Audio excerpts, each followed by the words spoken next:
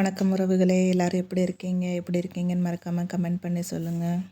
இன்றைக்கி நம்ம ஒரு சூப்பரான ரெசிபி தான் செய்ய போகிறோம். ரொம்ப அருமையாக இருக்கும். கண்டிப்பாக செஞ்சு பாருங்கள். ஒரே மாதிரி செஞ்சிட்ருக்காமல் வித்தியாசம் அந்த மாதிரி செஞ்சு பாருங்கள். வீட்டில் இருக்க பொருள்களை வச்சு இந்த மாதிரி டேஸ்ட்டாக வித்தியாசமாக நல்லா செய்யலாம். சின்னவங்கலேருந்து பெரியவங்களுக்கு எல்லாருக்குமே பிடிக்கும். மாட்டேன்னு சொல்லிட்டு பாவக்காவா வேண்டான்னு ஓடுற பிள்ளைங்க எல்லாம் கேட்டு வாங்கி சாப்பிடுவாங்க. அந்த அளவுக்கு டேஸ்ட்டாக இருக்கும். அதுக்கு நான் ஃபஸ்ட்டு பாவக்காவை சுத்தம் பண்ணிக்கிறேன். பாவக்காயில் கொஞ்சம் உப்பும் தண்ணியும் போட்டு அதுக்கு ஒரு 5 நிமிஷம் ஊற வச்சுருந்தேன். நான் 5 நிமிஷம் தண்ணிக்குள்ளே போட்டு வச்சதுக்கப்புறம் இந்த மாதிரி நல்லா தேய்ச்சி கழுவி எடுத்துக்கோங்க.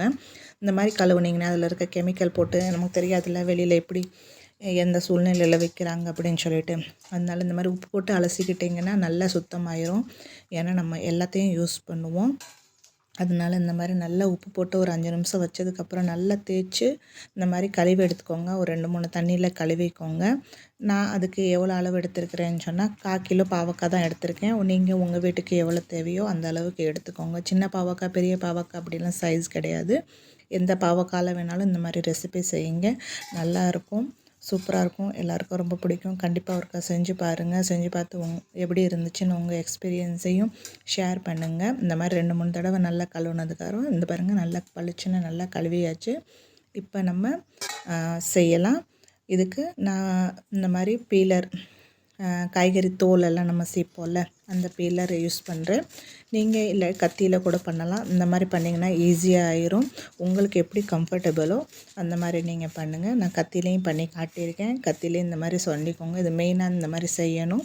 இது ரொம்ப முக்கியம். இந்த இதுக்கு ஸ்டெப்புக்கு இதை கீழே போட்டுறாதீங்க. மெயினாக இது மசாலாவுக்கு தேவை. அதனால தான் அந்த மாதிரி சீச்சு வச்சுக்கிறேன். இது கொஞ்சம் வித்தியாசமாக செய்கிறதில்ல, அதனால தான் அந்த மாதிரி நல்லா அந்த மேலே இருந்ததெல்லாம் நல்லா பீலரில் நல்லா பீல் பண்ணிக்கிட்டு அது நல்லா நடுவில் இந்த மாதிரி கத்தியால் கீறிக்கோங்க. பாருங்கள், ஃபஸ்ட்டு பூச்சி கீச்சி இருக்கான்னு பார்த்துட்டு அந்த மாதிரி நடுவில் கீறிக்கிட்டு விதை இந்த மாதிரி ஒரு விரலை விட்டு நல்லா நோண்டிங்கன்னு சொன்னால் வந்துடும். இல்லாட்டி ஒரு ஸ்பூனில் கூட செய்யலாம். நீங்கள் பாருங்கள், இந்த மாதிரி விரலாலே எடுத்துடலாம். பாருங்கள், ஈஸியாக வந்துருச்சு பாருங்கள்.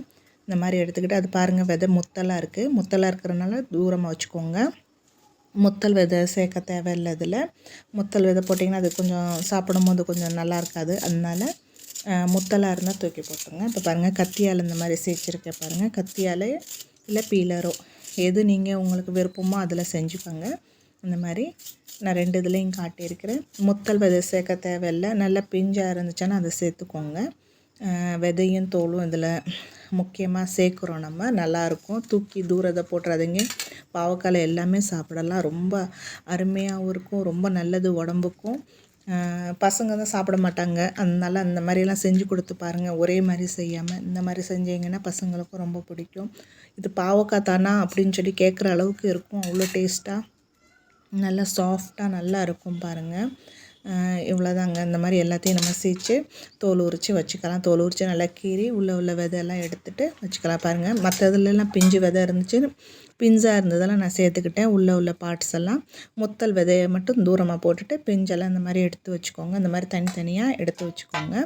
மேலே உள்ள அந்த இது தனியாகவும் உள்ள தோலும் நம்ம தனியாக எடுத்து வச்சுக்கலாம். இப்போ இதில் உப்பு சேர்த்துக்கலாம். உப்பு மெயினாக சேர்த்துக்கோங்க. அந்த இதுலேயும் பாவக்காலையும் உப்பு சேர்த்துக்கோங்க. மேலுள்ளது அது நல்லா முழுசாக எல்லா பக்கமும் படுற மாதிரி உப்பு நல்லா தேய்ச்சி விட்டுக்கோங்க. உள்ளெல்லாம் விரல விட்டு உள்ளெல்லாம் நல்லா தடவி விடுங்க. பாவக்காவில் உப்பை மெயின் அந்த மாதிரி தடவி விடுங்க.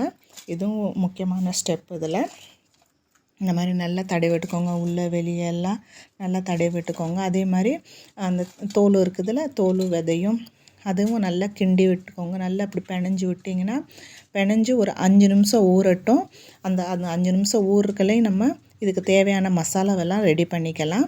இந்த மாதிரி நல்லா பிணைஞ்சி விட்டு 2யும் தனியாக எடுத்து மூடி போட்டு ஒரு 5 நிமிஷம் வச்சுருங்க. இப்போ 5 நிமிஷம் ஆயிடுச்சு பாருங்கள். நல்லா ஊறிடுச்சு பாருங்கள். இப்போ நம்ம இதை பிழிஞ்சு எடுத்துக்கலாம். இது அலச வேண்டிய தேவையில்லை. ஏன்னா அலசுனீங்கன்னா இதெல்லாம் தண்ணியோட போயிடும். அதனால இது அலச தேவையில்லை. இதை நல்லா பிழிஞ்சு எடுத்திங்கன்னா இந்த மாதிரி சாறு வரும். நல்லா பிழிஞ்சு விட்டு இந்த மாதிரி எடுத்து வச்சுக்கோங்க ஒரு கிண்ணத்தில். அப்புறம் அந்த பாவக்காவை மட்டும் நல்லா அலசிக்கோங்க. 2 தடவை தண்ணியில் அலசிக்கோங்க. இல்லாட்டி ஒரு தடவை அலசினாலும் பரவாயில்ல. இந்த மாதிரி நல்லா இந்த தோலையும் இந்த விதையும் இந்த மாதிரி பிழிஞ்சு எடுத்து வச்சுக்கோங்க. இப்போ இந்த ஜூஸு தேவையில்லை நம்மளுக்கு. நீங்கள் இந்த பாவக்காய் ஜூஸ் குடிக்கிறீங்கன்னா யூஸ் பண்ணிக்கலாம். இல்லாட்டி தூக்கி போட்டுருங்க. இப்போ இந்த பாவக்காவை அலசிக்கலாம். அந்த மாதிரி நல்லா கழுவி விட்டுக்கோங்க. ஏன்னா நம்ம உப்பு சேர்த்துருக்கோம்ல, அந்த உப்பெல்லாம் போகணும். எக்ஸஸாக இருக்கிற உப்பெல்லாம் போயிடும். நல்லா ஊறி நல்லா அந்த மாதிரி அலசிக்கிட்டிங்கன்னா அந்த உப்பெல்லாம் போயிடும். அலசி நல்லா பிழிஞ்சு இந்த மாதிரி எடுத்து வச்சுக்கோங்க. இப்போ நம்ம மசாலா ரெடி பண்ணலாம். அதுக்கு அடுப்பு பற்ற வச்சு நிறைய எண்ணெயில் சேர்க்க தேவையில்லை பாருங்கள். ஒரு டீஸ்பூன் எண்ணெய் போதும்.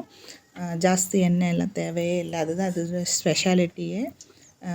ஒரு ஸ்பூன் எண்ணெய், அதுக்கப்புறம் எண்ணெய் காஞ்சதுக்கப்புறம் ஒரு ஸ்பூனு நான் ஜீரகம் போட்டிருக்கேன். ஜீரகம் பொரிஞ்ச உடனே நல்ல பொடிசாக நறுக்கி வச்சுருந்த ஒரு வெங்காயத்தை சேர்த்துக்கலாம். 1/4 கிலோ பாவக்காய், அதனால நான் ஒரு பெரிய மீடியம் சைஸ் வெங்காயம் நல்லா பொடிசாக நறுக்கி சேர்த்துக்கிட்டேன். ஜீரகமும் வெங்காயமும் நல்லா வதங்கி வரட்டும்.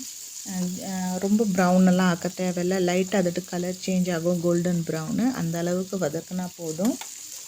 நீங்கள் புளிப்புக்கு தேவைன்னா தக்காளி சேர்க்குறதா இருந்தால் இந்த ஸ்டேஜில் தக்காளி சேர்த்துக்கலாம். நான் தக்காளி சேர்க்க போகிறதில்ல. நான் தக்காளி சேர்க்காம தான் செய்கிறேன். இந்த மாதிரி ஒருக்கா செஞ்சு பாருங்கள். இந்த மெத்தடில் ரொம்ப அருமையாக இருக்கும். பாருங்கள், கலர் சேஞ்ச் ஆயிடுச்சு. இந்த ஸ்டேஜில் நம்ம பிழிஞ்சு வச்சுருந்தோம்ல அந்த தோல் பாவக்காய் விட்டு அதை சேர்த்துக்கலாம். அதையும் சேர்த்து ஒரு நிமிஷம் நல்லா வதக்கி விட்டுக்கோங்க. நல்லா கிண்டி கிளறி வதக்குங்க. இப்போ நம்ம மீடியம் ஃப்ளேம்லேருந்து லோ ஃப்ளேமில் மாற்றி வச்சுக்கலாம். நல்லா மீடியம் ஃப்ளேமில் நல்லா வதக்கி விட்டுட்டு அதுக்கப்புறம் லோ ஃப்ளேமில் மாற்றி வச்சுக்கோங்க. நல்லா வதக்குனதுக்கப்புறம் உப்பெல்லாம் சேர்க்க தேவையில்லை. நம்ம ஏற்கனவே உப்பு தான் போட்டு வச்சுருந்தோம், ஊற வச்சுருந்தோம். அந்த உப்பே போதும். நல்லா இந்த மாதிரி வதக்கி விட்டு ஒரு மூடி போட்டு வெறும் ஒரு 5 நிமிஷம் இருந்தால் போதும். பாருங்கள், 5 நிமிஷத்தில் நல்லா வெந்துருச்சு. லோ ஃப்ளேமில் தான் இருக்கணும். லோ ஃப்ளேமில் வச்சு மூடி போட்டு வேக வச்சுருங்க. நல்லா வெந்து சாஃப்ட் ஆயிடுச்சு பாருங்கள். அதோட கலரும் சேஞ்ச் ஆயிடுச்சு. லோ ஃப்ளேமில் தான் இனிமேல் எல்லா ஸ்டெப்பும் நீங்கள் இனிமேல் பண்ணுறது ஃபுல்லாக லோ ஃப்ளேம்லேயே வச்சு பண்ணுங்கள். பாருங்கள், நல்லா சாஃப்ட் ஆயிடுச்சு. இந்த ஸ்டேஜில் நம்ம எல்லா மசாலாவையும் சேர்த்துக்கலாம். ஒன்று ஒன்றா சேர்த்துக்கோங்க. ஒவ்வொரு மசாலாவாக லைட்டாக கலர் சேஞ்ச் ஆகி சாஃப்ட் ஆனதுக்கப்புறம் 1/4 ஸ்பூனு மஞ்சத்தூள் சேர்க்குறேன். 1/2 ஸ்பூனு மிளகாத்தூள், 1 ஸ்பூனு தனியா பவுடர் சேர்த்துருக்கிறேன் நான். அதுக்கப்புறம் கரம் மசாலா சும்மா ஒரு சிட்டிகை சேர்த்தா போதும். 1/2 ஸ்பூன், 1/4 ஸ்பூனு, 1/2 ஸ்பூன் தேவையில்லை, 1/4 ஸ்பூன் சேர்த்தா போதும் கரம் மசாலா. அதுக்கப்புறம் 1 ஸ்பூனு நான் ஆம்ச்சூர் பவுடர், மாங்காய் வத்தல் பொடி சேர்த்துருக்கிறேன். அதுக்கப்புறம் 1 ஸ்பூனு பேசன் கடலை மாவு சேர்த்துருக்கிறேன். இது ரொம்ப நல்லாயிருக்கும். மாங்காய் வத்தல் நீங்கள் தேவைன்னா சேர்த்துக்கலாம். நீங்கள் தக்காளி போட்டு செய்கிறதுங்கன்னா மாவத்தை தேவையில்லை. தக்காளி போடாதனால நான் மாவத்தல் சேர்த்துருக்கிறேன். அந்த மாங்காய் பவுடரு ரொம்ப அருமையாக இருக்கும். இந்த மாதிரி ஒருக்கா செஞ்சு பாருங்கள். அவ்வளோதாங்க, ஆயிடுச்சு. இதை நல்லா கிளறி விடுங்க. கிளறி விட்டு பச்சை வாசனை போகிற அளவுக்கு லோ ஃப்ளேம்லேயே வச்சுருங்க. ஹை ஃப்ளேம் பண்ணிடாதீங்க, மசாலாலாம் கருகிரும். அதனால எல்லா ஸ்டெப்புமே லோ ஃப்ளேமில் தான் பண்ணணும். நல்லா கிண்டி விட்டு மறுபடியும் ஒரு 5 நிமிஷம் கூட தேவையில்லை, 2-3 நிமிஷத்தில் வெந்துடும். 3 நிமிஷம் மூடி போட்டு வச்சுருங்க லோ ஃப்ளேமில். இந்த பாருங்கள், கிண்டி இப்போ நல்லா மசாலாட்டு பச்சை வாடெல்லாம் போய் நல்லா மசாலா வெந்து வந்துருச்சு. நல்லா கமகமன்னு மணக்கும். இந்த ஸ்டேஜில் பாருங்கள் ஆயிடுச்சு. இப்போ நம்ம பந்த் பண்ணி ஆற விட்டு சேஞ்ச் பண்ணிக்கலாம். ஒரு கிண்ணத்தில் எடுத்து வச்சுக்கலாம். இப்போ நம்ம இதுக்குள்ளே ஃபில்லிங் பண்ண போகிறோம்.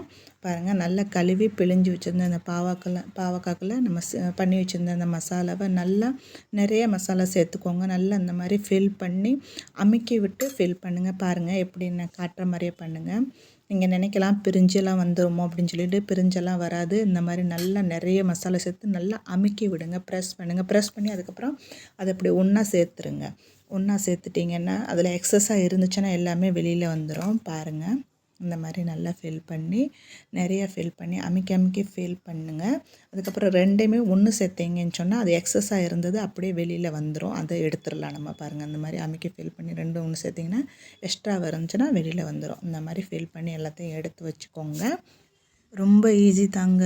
அதே எவ்வளோ ஈஸியோ அதே அளவுக்கு டேஸ்ட்டாகவும் இருக்கும், வித்தியாசமாகவும் இருக்கும். எல்லாருக்குமே ரொம்ப பிடிக்கும். கண்டிப்பாக செஞ்சு பாருங்கள்.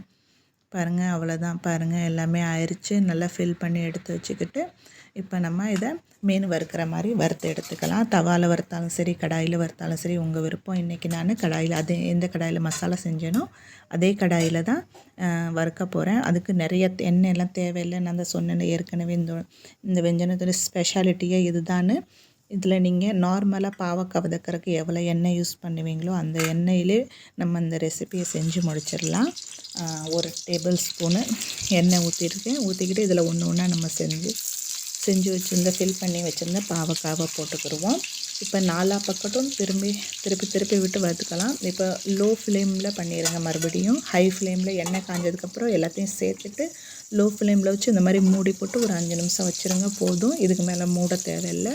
இப்போ நம்ம திருப்பி விட்டுக்கலாம். எல்லா சைடும் ஒரே மாதிரி ஈவனாக கலர் ஆகிற வரைக்கும் இந்த மாதிரி திருப்பி விடுங்க. மறுபடியும் மூடி போட்டு வேக வைக்க வேண்டிய அவசியம் இல்லை.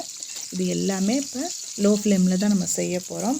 இந்த மாதிரி எல்லாத்தையும் ஒன்று ஒன்றா நல்லா திருப்பி விட்டு எல்லா சைடும் ஈவனாக கலர் சேஞ்ச் ஆகிற வரைக்கும் வறுத்து எடுத்துக்கலாம்.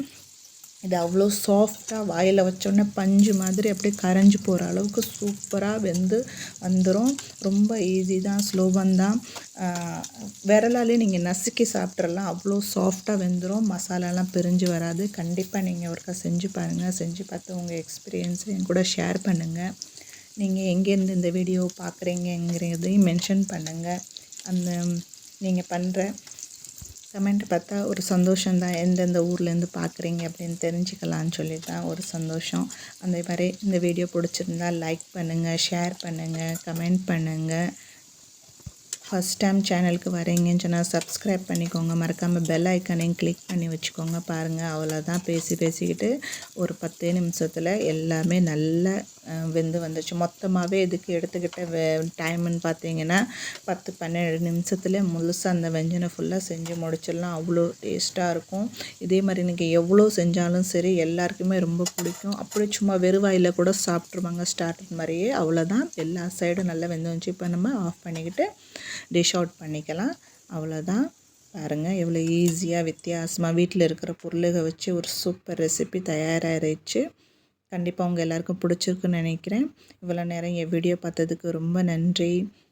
இதே மாதிரி மறுபடியும் நல்ல ரெசிபியோடு சந்திக்கிறேன். அது வரைக்கும் பார்த்து பத்திரமா இருங்க. Bye bye. Take care. Thanks for வாட்சிங்.